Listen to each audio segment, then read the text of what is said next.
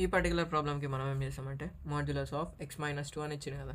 So ఇక్కడ condition ఏమి ఇచ్చిండు, ఎక్స్ ఇంప్లైస్ 2 మైనస్ అని ఇచ్చింది కాబట్టి ఈ మాడ్యులస్ ఆఫ్ x మైనస్ 2 ఉంటుంది కదా, డైరెక్ట్ మనం నెగిటివ్ వాల్యూ తీసుకుంటాం.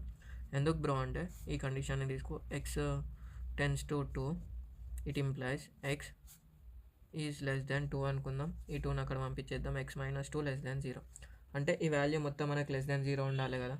సో అందుకని ఏం చేస్తామంటే ఈ మోడ్ది దేర్ ఫోర్ అని చెప్పి ఈ మైనస్ది తీసుకొని రాస్తాం.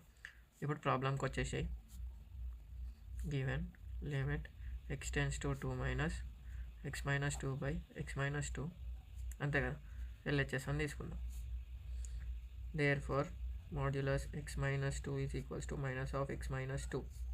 ఎందుకు, సిన్స్ అని పెట్టుకొని x టెన్స్ టు 2 ఇది మొత్తం ఇక్కడ రాయాలి.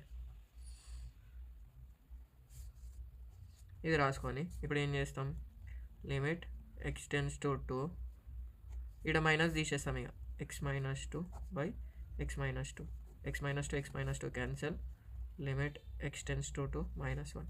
సో ఇక్కడ ఎక్సే లేదు సబ్స్టిట్యూట్ చేయడానికి, ఆన్సర్ -1 RHS హెన్స్ షోర్డ్ గింతే ఆన్సర్.